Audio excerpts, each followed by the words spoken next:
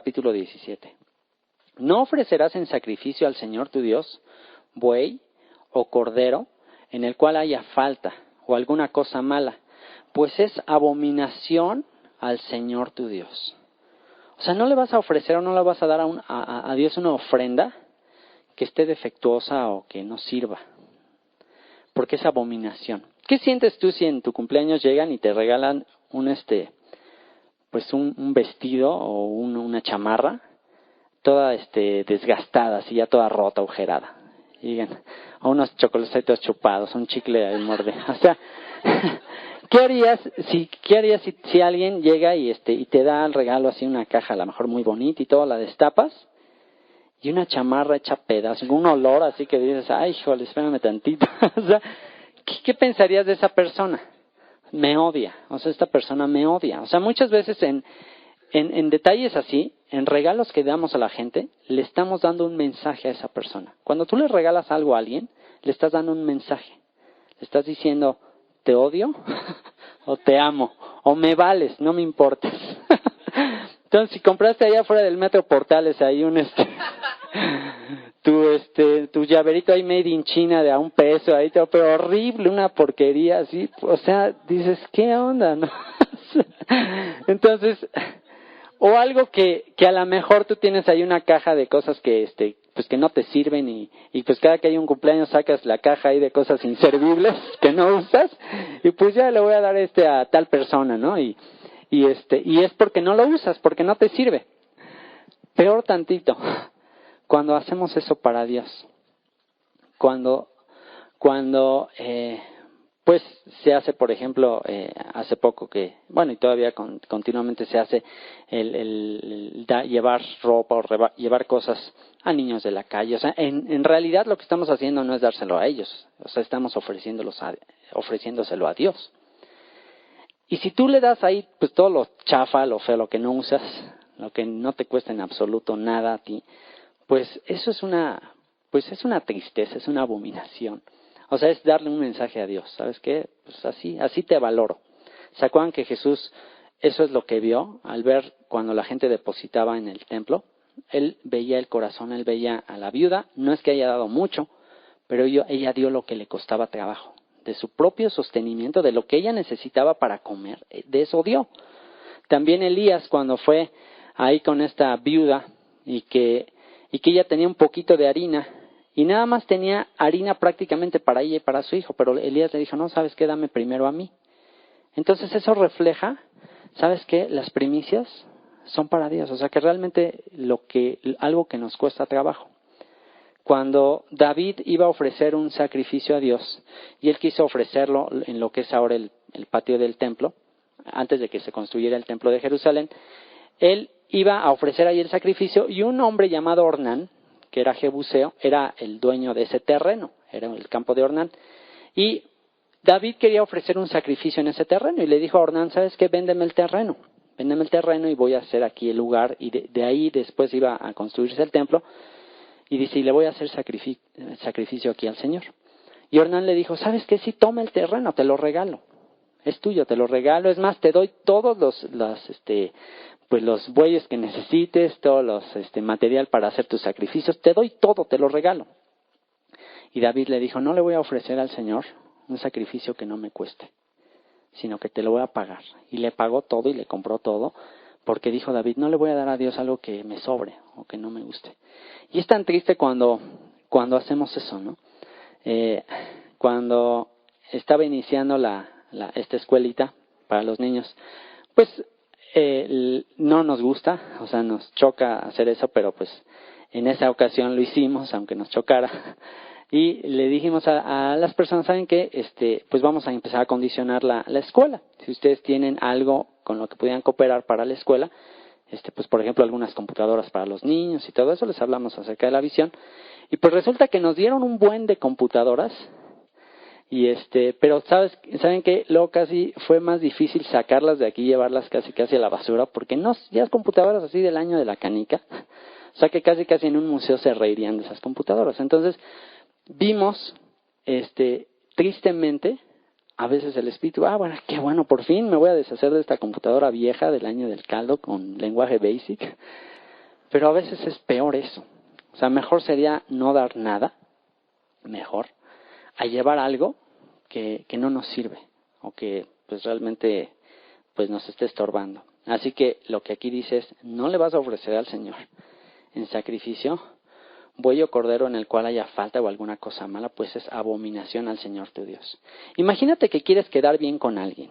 Imagínate que te van a presentar al presidente de la República o a George Bush o algo así, y vas a llegarle con un regalo así, lo quieres apantallar. Llegarías con un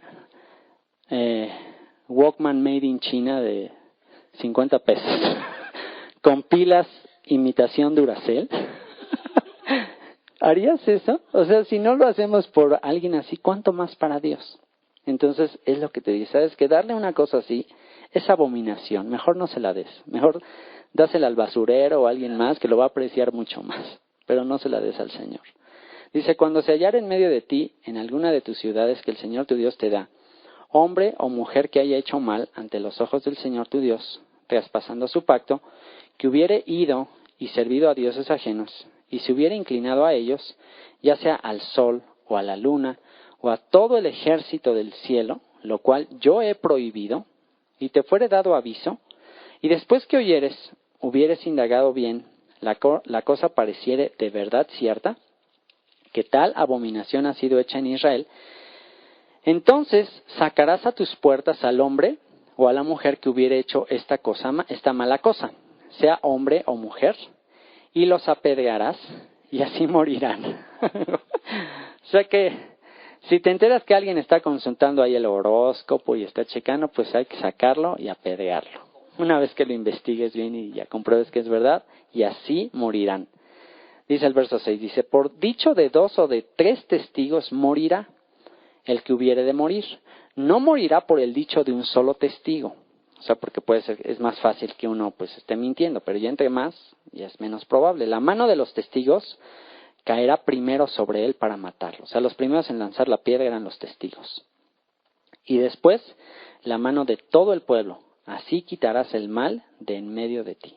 ¿Se acuerdan con Esteban en el capítulo 7 de Hechos? Que aparecieron unos testigos falsos y lo sacan de la ciudad, ellos empiezan a apedrearlo y después todos los demás lo apedrearon. Así que, pues, según ellos estaban siguiendo la ley, pero bueno, pues, como Pablo dijo, tienen celo de Dios, pero no conforme a ciencia. Estaban, pues, interpretando mal la ley. Verso 8. Cuando alguna cosa te fuere difícil en el juicio, entre una clase de homicidio y otra, entre una clase de derecho legal y otra, y entre una clase de herida y otra, en negocios de litigio en tus ciudades, entonces te levantarás y recurrirás al lugar que el Señor tu Dios escogiere. Y vendrás a los sacerdotes levitas y al juez que hubiere en aquellos días, y preguntarás, y ellos te enseñarán la sentencia del juicio. Y harás según la sentencia que te indiquen los del lugar que el Señor escogiere. Y cuidarás de hacer según todo lo que te manifiesten, según la ley que te enseñen y según el juicio que te digan harás. No te apartarás ni a diestra ni a siniestra de la sentencia que te declaren. Y el hombre que procediere con soberbia, no obedeciendo al sacerdote que está para ministrar allí delante del Señor tu Dios, o al juez, el tal morirá, y quitarás el mal de en medio de Israel. Y todo el pueblo oirá y temerá y no se ensoberbecerá. O sea que si alguien decía, pues yo a mi manera, yo no les voy a creer a eso, yo voy a hacer mi propia religión a mi manera. Ah, sí, pues lo sacaban y lo apedreaban. Con eso se quitaba el mal. Y asunto solucionado. Recuerden, no había cárceles en Israel, así que inmediatamente alguien que era necio y no quería, pues lo mataban y se acababa el problema. Verso 14. Cuando hayas entrado en la tierra que el Señor tu Dios te da, y tomes posesión de ella, y la habites, y digas, pondré un rey sobre mí como todas las naciones que están en mis alrededores, ciertamente pondrás por rey sobre ti al que el Señor tu Dios escogiere. De entre tus hermanos pondrás rey sobre ti. No podrás poner sobre ti a hombre extranjero que no sea tu hermano. Y se dan cuenta cómo Dios ya sabía que iba a suceder. Dios ya sabía que un día el pueblo de Israel iba a querer ser como todos los demás pueblos. Hasta este momento, y la intención original de Dios es que Israel fuera una teocracia, o sea, que Israel fuera gobernado por Dios, que Dios fuera su rey. Pero Dios ya sabía que iba a llegar el tiempo cuando ellos entraran a la tierra prometida, que iban a querer ser como las demás naciones, porque las demás naciones tenían a sus reyes. Y lo que sucediera era que cuando entraban en guerra, pues los reyes eran los que organizaban el ejército y los reyes, digamos que eran los líderes del pueblo. Y Dios les dijo que los iba a proteger, que cuando entraran en guerra, Él iba a ser su defensor. Pero pues ellos dijeron, pues mejor ver para querer, es mejor ver para querer, queremos ver un rey, queremos tener un rey como las demás naciones. Y Dios ya lo sabía. De hecho, cuando en 1 Samuel el pueblo va con Samuel y le dicen, ¿sabes qué? Ya queremos un rey, porque Israel había sido gobernado por puros jueces. Y llega el momento en que dicen, queremos un rey, y Samuel le da tristeza. Y Samuel va con Dios y le dice, oye, pues ¿cómo es posible? Todo lo que has hecho por ellos, los sacaste de Egipto, cómo los has dirigido, la nube, la columna de fuego, y están pidiendo un rey. Y Dios, pues ya sabía, por eso lo escribió aquí, y dice, no te preocupes, no te están desechando a ti, sino me están desechando a mí para que sea su rey. Entonces, pues está bien, dales un rey. Y les advirtió, ¿saben qué? Ok, les voy a dar un rey como las otras naciones, pero les advierto que este rey pues va a poner impuestos, se va a llevar a sus mejores jóvenes, va a tomar a las muchachas más guapas, y bueno, pues ustedes quieren rey, ok, les voy a dar un rey, pero van a tener problemas. Y el primer rey de Israel fue el rey Saúl. Así que aquí le dice, bueno, ya sé que vas a pedir un rey, pero hay requisitos que tenía que seguir ese rey. En el momento que los reyes no siguieran estos requisitos, pues iban a caer en apostasía y obviamente en rebelión y el pueblo iba a ser destruido. Y le dice, ciertamente pondrás por rey sobre ti al que el Señor tu Dios escogiera. O sea que el rey lo tenía que escoger Dios. Dice, de entre tus hermanos pondrás rey sobre ti. No podrás poner sobre ti a hombre extranjero que no sea tu hermano. O sea que tenía que ser un israelita. No podía ser un extranjero. Y aquí están las condiciones.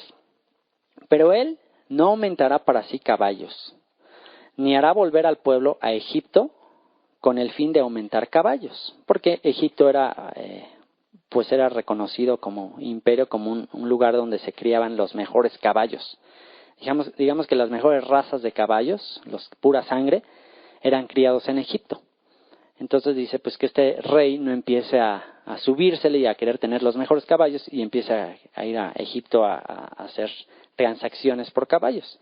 Dice, porque el Señor les ha dicho, no volváis nunca por este camino, ni tomará para sí muchas mujeres, para que su corazón no se desvíe, ni plata ni oro amontonará para sí en abundancia. O sea, no caballos, no mujeres, no dinero en abundancia, porque pues obviamente se iba a empezar a deslizar. Dice, y cuando se siente sobre el trono de su reino, o sea, esas eran las cosas que no debía de hacer, ahora vienen las cosas que debía de hacer. Dice, cuando se siente sobre el trono de su reino, entonces escribirá para sí en un libro una copia de esta ley, del original que está al cuidado de los sacerdotes levitas, y lo tendrá consigo, y leerá en él todos los días de su vida, para que aprenda a temer al Señor su Dios, para guardar todas las palabras de esta ley y estos estatutos para ponerlos por obra. Así que este era otro requisito para los reyes. Copiar toda la ley, o sea, los 5 libros de Moisés. Copiarlos, así tal cual. Y no nada más eso, leerlo todos los días. O sea que todos los días tenía que completar la lectura de la ley. Esto iba a llegar el momento, obviamente, en que le iban a memorizar. Llegaba el momento en que ya la ley prácticamente la memorizaban. Que recuerdan ustedes que pues no tenían versículos, no tenían capítulos. Así que cada que venía una frase, un texto, ellos ya sabían todo el contexto en el que se aplicaba esa ley. O sea que realmente tenían en su mente, en su corazón, la ley de Moisés. Y esto iba a hacer que pues se mantuvieran fieles al Señor. Y le dice que iba a escribir para sí un libro, una copia de esta ley, del original que está al cuidado de los sacerdotes levitas. Y lo tendrá consigo, y leerá en él todos los días de su vida para que aprenda a temer al Señor su Dios, para guardar todas las palabras de esta ley y estos estatutos para ponerlos por obra. O sea que el leerlos, el meditarlos, el copiarlos, iba a producir el que los pusiera por obra.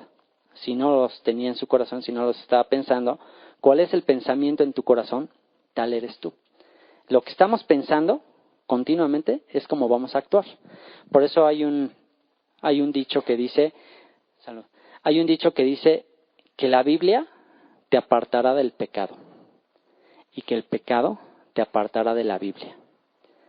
Tú te puedes dar cuenta, o sea, nos podemos dar cuenta y en nuestra propia vida se manifiesta. En el momento en que nos empezamos a apartar de la palabra, en el momento en que empezamos a dejar de tener pasión por estar estudiando la palabra de Dios, algo sucede en nuestra conducta. Poco a poco nos empezamos a deslizar y al rato ya andamos otra vez bien perdidos. Y es una cuestión típica. Cuando alguien ya prácticamente no está, pues no lo ves mucho en la palabra, algo trae en su vida. Es súper obvio. ¿Por qué? Porque separados de la palabra, pues ¿qué surge? Nuestras tendencias, nuestra carnalidad. Así que cuando vemos a alguien que no está meditando en la palabra, es obvio que hay algo que le está previniendo de eso, el pecado. Al revés, cuando alguien está metido en la palabra, esto es como una guarda, es una guarda que te ayuda a ser librado del pecado. Así que, pues era por eso la razón que les decía, tienes que estar meditando en este libro de la ley de día y de noche, para que hagas conforme a todo lo que está en el escrito, y entonces harás prosperar tu camino y todo te saldrá bien. Verso 20, para que no se eleve su corazón sobre sus hermanos. Una de las actitudes empieza a venir orgullo, para que no se eleve su corazón sobre sus hermanos, ni se aparte del mandamiento a diestra ni a siniestra, a fin de que prolongue sus días en su reino, él y sus hijos en medio de Israel. Y hay una moraleja interesante con respecto a este texto, que la palabra de Dios siempre se va a cumplir. La creamos o no la creamos. O sea, aunque digamos, no, bueno, esto, pues yo creo que esto a mí no me aplica. La moraleja es que Dios siempre tiene razón. O sea, que Dios siempre, que la palabra de Dios siempre va a cumplirse. O sea, que no hay manera de que nos salgamos con la nuestra. No hay manera de que yo no tome en cuenta estos mandamientos y me salga con la mía. Es imposible.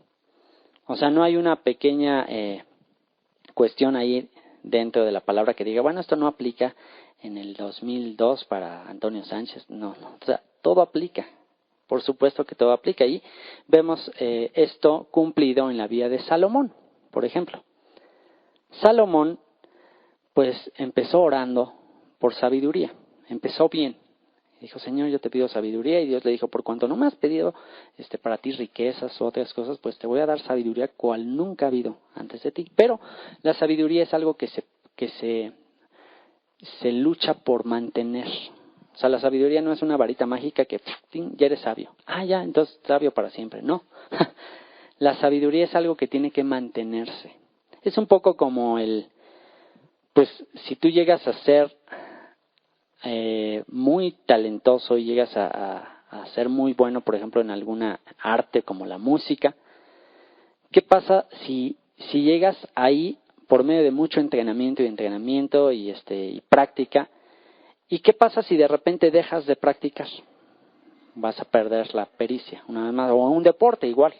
Un deporte puedes llegar a un nivel muy alto, pues por medio de que te estuviste esforzando y todo eso. Obviamente que necesitas el talento y necesitas muchas cosas, que eso solamente Dios lo da, pero también requiere de tu permanencia y de tu esfuerzo. ¿Qué sucede? Por muy bueno que hayas llegado a ser, si dices, no, pues ya soy muy bueno, ya no necesito entrenar, ya no necesito practicar, pues ya soy demasiado bueno. ¿Qué va a pasar en el término de unas cuantas semanas, es más, a un nivel ya alto? ¿Qué va a pasar? Pues obviamente que vas a perder todo lo que habías obtenido. Se pierde. Ahora resulta que puedes haber obtenido muchísimo, pero con un poco que lo soltaste, ya perdiste todo. Y volver a empezar cada vez es más complicado. Así que Vemos en el caso de Salomón, que Salomón pues sí obtiene mucha sabiduría. Y al principio escribe sus 3,000 proverbios. Y vemos cómo él estaba metido en la palabra y escribía, y hijo mío, cuidado de la mujer ramera, no te aparte, y mira, después te va a influenciar y te va a hacer adorar sus dioses, y mira, y pon al Señor en primer lugar, etcétera. Él escribe todo eso. Pero lo escribe y deja de practicarlo.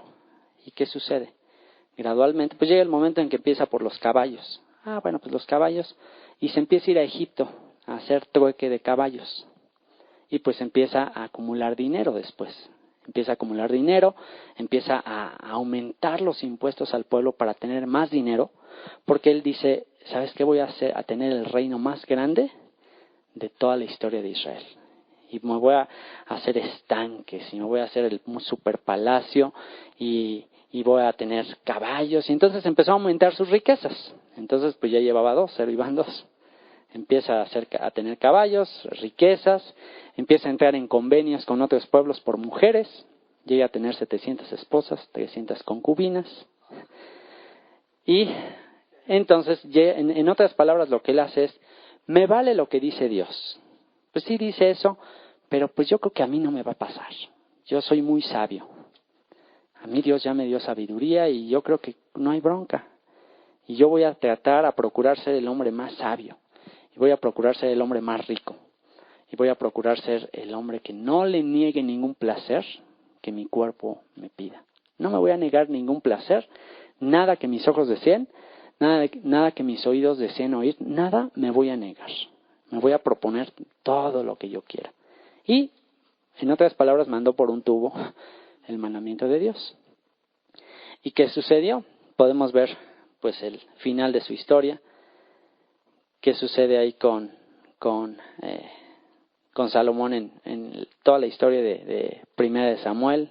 Desde el capítulo 11 podemos ver que al final termina su corazón desviándose. Empieza a ser influenciado por sus esposas extranjeras, llegó a tal grado de hacer altares dentro de Jerusalén y templos para los dioses de sus esposas. Llegó a hacer incluso templos al dios Moloch, donde se quemaban vivos a los bebés y a los niños. Entonces, ¿cómo es posible que alguien tan sabio llegó a ese extremo? Porque llegó el momento en que se sintió muy sabio y despreció la sabiduría y dejó de permanecer en ella, dejó de practicarla, y adiós, empezó una decadencia moral, espiritual, que trajeron su ruina total. ¿Y qué sucede? Al final de su vida, escribe el libro de Eclesiastés. Dice, pues ya me di cuenta que todo es vanidad de vanidades. Dios tenía razón. Dios tenía razón. Se cumplió todo lo que me dijo. Por tanto, joven, te aconsejo que temas a Dios, le ames, goza de la vida, teme a Dios, porque esta es tu parte en la vida. Esto es lo que verdaderamente vale la pena. Pero él ya, diciendo, pues yo ya a esta edad me vine a dar cuenta. Ya que desperdicié toda mi vida persiguiendo el viento, acumulando riquezas, acumulando mujeres. Y en su libro de Eclesiastés él pues manifiesta un profundo vacío. O sea, porque dice, pues sí, engrandecí más que todos los que ha habido antes de mí y quizás después de mí. ¿Pero qué? ¿Y eso qué? Vanidad de vanidades. Es como perseguir el viento. Y termina diciendo, qué pérdida de tiempo. Él, en otras palabras, termina diciendo, eché a perder mi vida. Eché a perder mi vida por no haber considerado la palabra de Dios. La moraleja es, tú teme a Dios. Tú sí haz lo que dice. Yo no lo hice, y qué fracaso de vida, pero tú sí hazlo. Esa fue la moraleja. Y que esta moraleja sea la que nos ayude a vivir y a permanecer. Y que una vez más recordemos lo que Jesús dijo. Que separados de Él y de sus palabras, si sus palabras no permanecen en nosotros, somos como una rama que se arranca y que no sirve para nada, más que para una cosa, ¿se acuerdan? Para ser echada afuera y quemada. No sirve para nada. Así que es lo que le dice. Que haga una copia de este libro, lo tendrá consigo y leerá en él todos los días de su vida para que aprenda a temer al Señor su Dios, para guardar todas las palabras de esta ley y estos estatutos para ponerlos por obra. O sea que esa es la única manera de temer a Dios. estar meditando en la palabra de Dios. Eso te va a producir temor. El principio de la sabiduría es el temor del Señor. ¿Y cómo obtienes sabiduría? Permaneciendo en la palabra, meditando en ella. Para que no se eleve su corazón sobre sus hermanos, ni se aparte del mandamiento a diestra ni a siniestra, a fin de que prolongue sus días en su reino, él y sus hijos en medio de Israel. Ok. Capítulo 18. Dice, los sacerdotes levitas, es decir, toda la tribu de Leví, no tendrán parte ni heredad en Israel. De las ofrendas quemadas al Señor y de la heredad de Él comerán. Así que esto es increíble. Ellos no iban a tener terrenos, no les iba a tocar porciones de tierra. Dios iba a ser su heredad. Ellos iban a comer de todo lo que se presentara a Dios. De eso iban a comer ellos. O sea que les tocó la mejor parte. Podríamos pensar, si lo vemos terrenalmente, ¡ay, qué mala onda! Ellos no iban a tener no iban a tener ni siquiera en qué recostar su cabeza aquí, pero iban a tener la mejor heredad, que es Dios y los tesoros eternos. Así que dice el verso 2, no tendrán pues heredad entre sus hermanos. El Señor es su heredad, o es su herencia, como Él les ha dicho. Y este será el derecho de los sacerdotes de parte del pueblo. De los que ofrecieren en sacrificio buey o cordero, darán al sacerdote la espaldilla, las quijadas y el cuajar. El cuajar eran los intestinos. Las primicias de tu grano, de tu vino y de tu aceite, y las primicias de la lana de tus ovejas le darás. O sea que a ellos les iba a tocar una parte específica de todos los animales que fuesen a sacrificarse. Se iba a tomar la espaldilla, las quijadas y el cuajar, y eso era lo que ellos podían tener para comer ellos.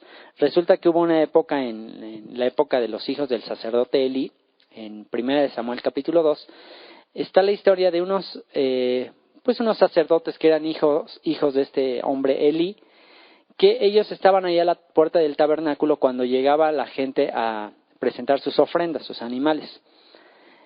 Y estos hombres lo que hacían era, al sacrificar el animal, tomaban lo mejor del animal. En vez de tomar lo que Dios les había asignado a ellos, pues ellos tomaban ahí el sirloin o el filete, tomaban lo mejor. Entonces se tomaban ahí tremendo filete y todo eso, y pues la pobre gente que iba a llevar sus ofrendas, pues se empezó a molestar, porque pues le regresaban ahí la rabadilla, le regresaban ahí lo peor a los del pueblo, ¿no? Entonces ellos se quedaban con lo mejor de la carne y a los demás pues ahí les daban las sobras. Y entonces la gente empezó a blasfemar, o empezó a sentirse muy ofendida de llevar sus ofrendas a Dios, porque resulta que estos hombres estaban abusando de su posición para quedarse con lo mejor, que es una actitud no muy diferente en la que podríamos caer, y es peligroso.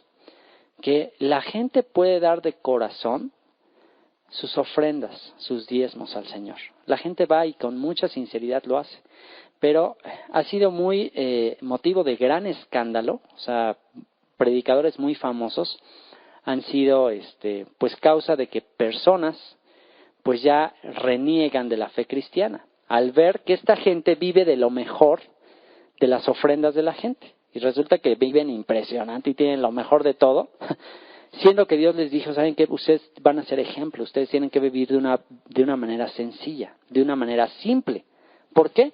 Porque si ellos empezaron a vivir de una manera muy ostentosa y quedándose con lo mejor de los diezmos y las ofrendas, pues obviamente iba a dar de qué hablar y la gente iba a sacarse de onda con eso, ¿no? Entonces iban a tener tremendas limusinas, Rolls Royce, jets privados y todo eso de las ofrendas de la gente. Y eso iba a causar un escándalo. Pablo, ¿se acuerdan cuando se despide de los ancianos en Éfeso? Él les dijo, ustedes saben cómo he andado entre ustedes irreprensiblemente. Y estas manos me han servido para trabajar y no he comido el pan de balde de ninguno, no he codiciado el dinero de ustedes. Así que, pues tengo una conciencia tranquila. Anden conforme a mi ejemplo.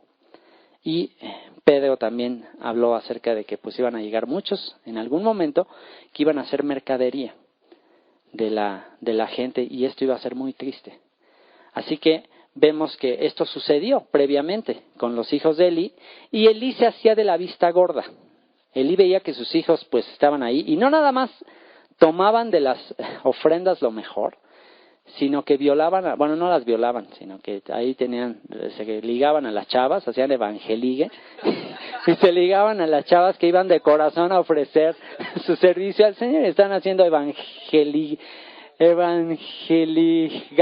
evangeligación. Entonces, pues dice que eso desagradó a los ojos del Señor, eso fue muy desagradable, y por esa causa pues se murieron, los mató, o sea, Dios trajo juicio sobre ellos, se murieron, y Elí después murió también, y él no les estorbó, y eso fue algo también que Dios le llamó la atención a Elí por no haberles llamado la atención a sus hijos, y decirle, oigan, ¿qué es esto que están haciendo ustedes, no? Entonces, vemos que verdaderamente Dios es algo que le ofende profundamente el que se abuse de esa manera, porque finalmente de quien se habla mal es de Dios. El cristianismo se menosprecia por el mal ejemplo de algunos. Ahora, el apóstol Pedro, por ejemplo, y Pablo, no dudó en llamarles, incluso hasta por nombre, falsos profetas. Y no se tentaba el corazón para decirles, son falsos profetas, que harán mercadería de ustedes. A veces, una de los argumentos por los cuales nos cuesta trabajo, o como que nos da cosa decir que son falsos profetas, o a ciertas personas les ofende cuando se dice de estas personas que hacen mercadería de la fe, que son falsos profetas, es porque lo justifican diciendo, bueno, pero pues no importa, últimamente se predica el evangelio y pues últimamente hacen mucho bien.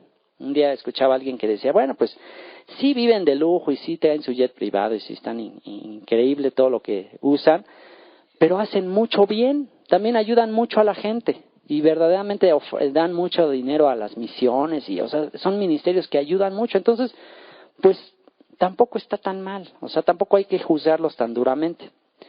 Y esto sería equivalente a pensar, por ejemplo, imagínate que tú tienes un billete de 200 pesos y alguien llega con una súper necesidad y te dice, ¿sabes qué?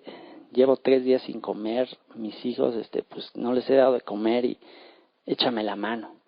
Pues tú agarras y le das ese billete de 200, obviamente tú no sabes que es falso y tú se lo das. Y pues esa persona va a la tienda y compra leche, carne, pan, tortillas y todo, y llega a su casa con la despensa que compró, comen sus hijos y se ponen felices ese día. Y bueno, pues de la tienda, esos 200 pesos se lo dan de cambio a otra persona. Y esa persona con ese billete de 200 pesos va y paga su luz. Y bueno, pues la compañía de luz después también ese dinero lo da de cambio a alguien que tiene mucho frío y va y se compra un suéter. Y entonces pues le quita el frío. Y después esa persona que dio ese billete a la tienda donde se compró el suéter va finalmente y lo depositan al banco. Y cuando llega el cajero, lo toca y lo ve y lo observa y dice, ¿sabe qué? Este billete es falso. Y dice, no, ¿cómo cree? No, este billete ha hecho mucho bien. No puede decirme que es falso, este billete ha hecho mucho bien. Este billete alimentó a una familia que estaba en pobreza y que alimentó una familia, a una persona le quitó el frío, se pagó la luz, o sea, ha hecho mucho bien. Entonces el cajero dice, pues yo sé que ha hecho mucho bien, pero es falso. O sea, ¿qué quiere que haga? ¿Y en qué momento se nota que es falso? Cuando llega al depósito final. Y eso es lo que cuenta finalmente. Lo que cuenta no tanto es qué tanto bien haga temporal, sino el depósito final. Por eso es que muchos en aquel día dirán, Señor, pero si en tu nombre hicimos milagros, ¿cómo crees? O sea, yo soy súper tu discípulo, Señor. Sí, eché fuera demonios, hice milagros, o sea, hice mucho bien. Pero ahí en el depósito final, pues sí, pero eres falso. Nunca te conocí. Aparte de mí, hacedor de maldad. Entonces, como que dices, ¿cómo es posible? O sea que lo importante no tanto es el bien que haga, sino que sea falso o verdadero. Y este capítulo tiene que ver al final con eso, con la importancia de que el profeta de parte de Dios hable la palabra que Dios dijo, no hable algo de su propia cosecha con el fin de hacer mercadería. Así que aquí vemos cómo Dios había establecido algo específico para los sacerdotes para que se conformaran y se contentaran con eso.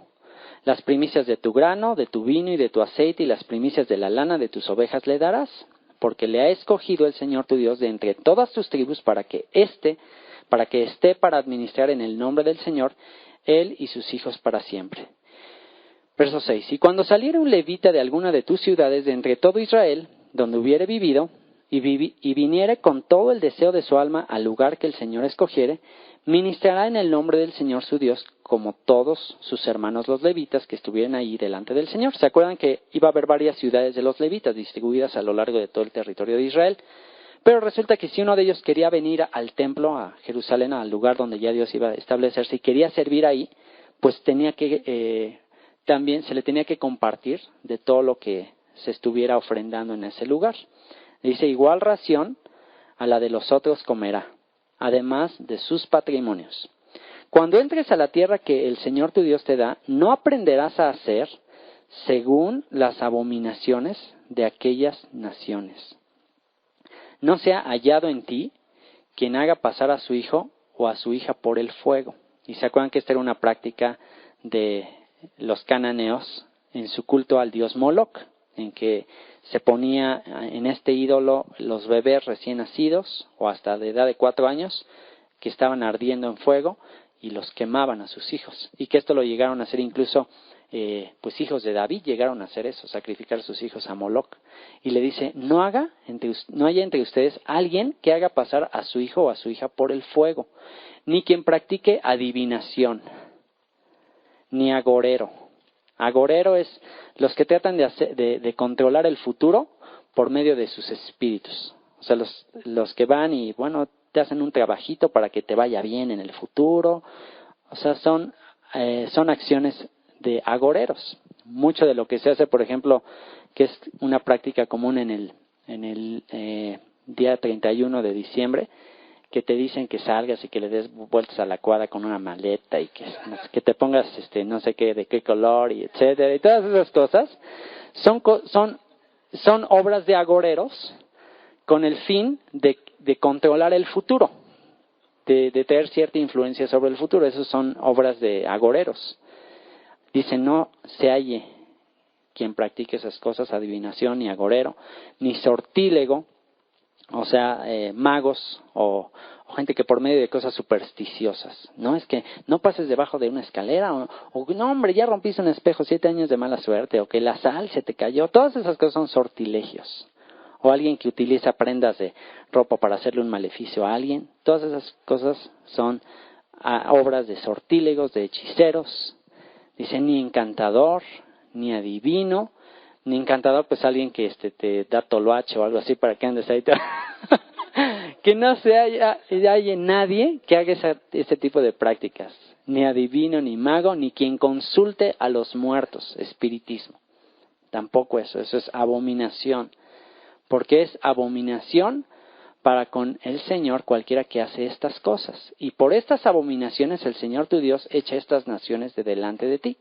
Y una de las razones por las que la gente se resiste más a dejar esto, a pesar de algunas personas que se dicen cristianas o católicas o lo que sea, es sobre la base de que, oye, es que funciona. Es que lo hice y funcionó. Es más, hasta dicen en el nombre del Padre, del Hijo y del Espíritu Santo. Hasta mencionan a Jesús y todo. Y funciona. Y es obvio que funciona. Porque detrás de todo eso pues hay espíritus engañadores. Por eso es que Dios drásticamente lo prohíbe. Y dice, porque es abominación para con el Señor cualquiera que hace estas cosas. Y por estas abominaciones, el Señor tu Dios echa estas naciones de delante de ti. Perfecto serás delante del Señor tu Dios. Porque estas naciones que vas a heredar a agoreros y a adivinos oyen. Mas a ti no te ha permitido esto el Señor tu Dios. Es común que todo está controlado en la actualidad por todas estas cosas. Hace poco en donde trabajo, en la compañía donde trabajo, en el periodiquito que sale bimestral, se anuncia que van a estar habiendo pláticas que van a estar yendo a dar a la empresa, algunos que con todo este auge de la nueva era y que esto de los cristales y los cuarzos y ¿cómo se llama esta cuestión nueva que está surgiendo de que acomodes tu casa de tal manera? El Feng Shui, todo eso sí que está tan de moda. Y se está promoviendo dentro de la empresa eso, que van a haber pláticas de todos esos cristales y numerología y todas esas cosas. Y lo curioso es que tú puedes hablar de todas esas cosas, incluso hasta se dan cursos dentro de la empresa, pero está rotundamente prohibido mencionar cualquier cosa que tenga que ver con la Biblia. Hablar de Jesucristo, cualquier cosa de esa, eso es religión, eso no se puede hablar aquí. Este es un lugar laico, es una empresa, etcétera. O sea, te pueden hasta correr si lo haces. Pero de eso ya oficialmente se dan cursos, que prácticamente es brujería. Entonces vemos cómo todo eso bajo una envoltura de intelectualismo, de que pues esto es así ahorita muy muy moderno, esto es así como que estar mucho a la moda, más bien bajo un disfraz de intelectualismo, se está introduciendo brujería a la gente. Pero dice, esto es lo que hacen las naciones. Mas a ti no te ha permitido esto el Señor tu Dios. Profeta de en medio de ti. O sea, ¿tú quieres conocer la voluntad de Dios? ¿Quieres conocer el futuro? ¿Quieres conocer todo lo que esta gente anda buscando por medio de magos, adivinos, números 1, 900 y todo eso? Profeta de en medio de ti. O sea, no necesitas consultar a todas esas cosas. Profeta de en medio de ti, de tus hermanos como yo, te levantará el Señor tu Dios. Y está hablando Moisés. Dios te va a levantar un profeta como yo. A él oiréis. Y se está refiriendo al Mesías. ¿Quieres saber el futuro? ¿Quieres saber todo lo que el propósito principal de tu vida? ¿Quieres que te vaya bien? Escucha al Mesías. Escucha a este profeta como Moisés que vendría a hablar. Conforme a todo lo que pediste al Señor tu Dios en Horeb el día de la asamblea, diciendo, no vuelva yo a oír la voz del Señor mi Dios, ni vea yo más este gran fuego para que no muera. Y el Señor me dijo, han hablado bien en lo que han dicho. Profeta les levantaré de en medio de sus hermanos, como tú. Y pondré mis palabras en su boca, y él les hablará todo lo que yo le mandare. Mas a cualquiera que no oyere mis palabras, que él hablare en mi nombre, yo le pediré cuenta. Así que él es el único que debemos escuchar. Él es el único digno de nuestra atención. El profeta que tuviere la presunción de hablar palabra en mi nombre, y aquí viene una regla. ¿Cómo puedes saber si un profeta viene de parte de Dios o un profeta autonombrado? Dice, el profeta que tuviere la presunción de hablar palabra en mi nombre, a quien yo no le haya mandado hablar, o que hablara en nombre de dioses ajenos, el tal profeta morirá. Y si dijeres en tu corazón, ¿cómo conoceremos la palabra que el Señor no ha hablado? Si el profeta hablara en nombre del Señor, y no se cumpliere lo que dijo, ni aconteciere, es palabra que el Señor no ha hablado. Con presunción la habló el tal profeta. No tengas temor de él. Y bueno, si se aplicara literalmente tal cual este verso, pues desaparecerían la mayor parte de las sectas, religiones por ahí que hay. Los testigos de Jehová ya no existirían. Los testigos de Jehová han profetizado varias fechas exactas en que iba a regresar el Mesías y se iba a establecer el reino milenial en la tierra. Lo han estado estableciendo, primero dijeron por ahí por 1800 y tantos, luego 1914. Así que llegó el momento en que como ya se equivocaron tantas veces, dijeron que efectivamente sí llegó en el 1914, o sea que sí llegó, pero que pues llegó a un aposento medio oculto y que nada más está con los meros del liderazgo de ahí de la Torre del Vigía. Y bueno, ¿se acuerdan que Jesús dijo, si alguien les dice, aquí está el Mesías en un aposento, en un lugar secreto, no le creas, porque se levantarán falsos Mesías y que a muchos se engañarán? Así que dice, si dicen una cosa que no se conforma a las sanas palabras del Señor Jesús, ni a la doctrina que es conforme a la piedad. ¿Cuál es la doctrina que es conforme a la piedad? Una doctrina que tiene que ver con contentamiento.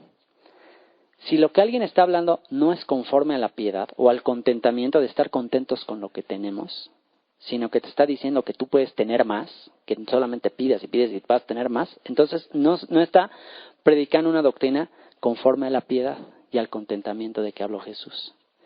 Por tanto, es un falso profeta, una vez más. No tengas temor de él. Y cuando se trata de profecías predictivas, ¿cómo puedes saber si viene de Dios? Pues esperar a que se cumplan. Una vez más, hemos hablado de esto. Espera a que se cumpla. Si te dicen, así dice el Señor. El Señor me mostró que pues tú vas a ser un profeta a las naciones y va a empezar tu primera misión es en Beijing, China, ¿no? Entonces tú te quedas. Y entonces, bueno, pues lo guardas en tu corazón. No hay que menospreciar la palabra profética. Hay que tenerla en el corazón. Sin que tú hagas nada, todo se abre y todo se cumple para que se dé así. Bueno, entonces sí era una profecía que venía de Dios. Si no, pues entonces pues tenía una bonita intención la persona y pues bueno, envíale una postal ahí de tu nueva casa en la donde estés, pero en realidad fue una palabra que no habló Dios. Entonces, ¿cómo podemos saber si esa palabra viene de Dios? Espera que se cumpla. Y ya que se cumpla, sí venía de Dios. Pero no podemos decir si es de Dios antes, ya en el momento que la recibamos. O sea, no porque te la diga alguien por muy espiritual que parezca o por muy docto o lo que sea, no la tomes en cuenta como que ya es de Dios. Espera a que se cumpla. Y con eso nos vamos a librar de cualquier engaño. No tengas temor de él.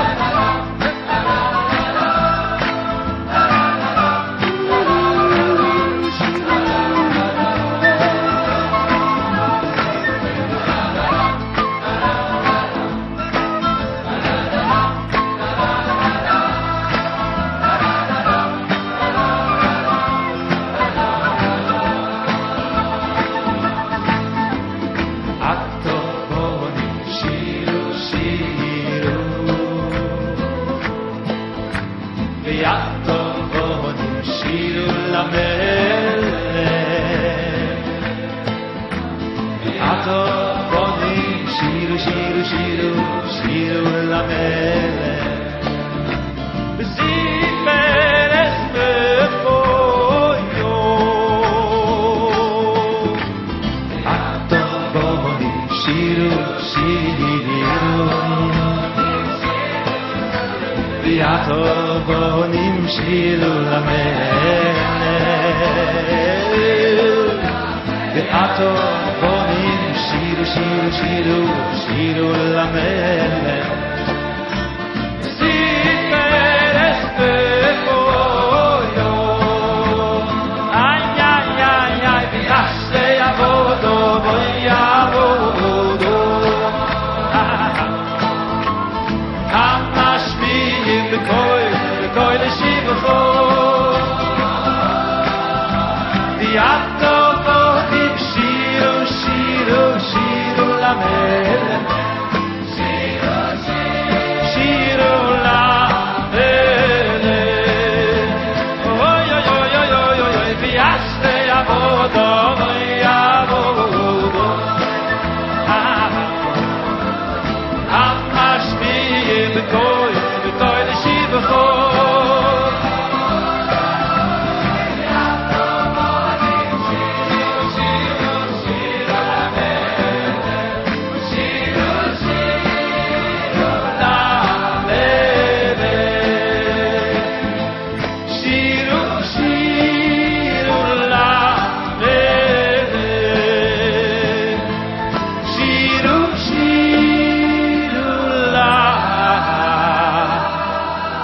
שירו שירו למלך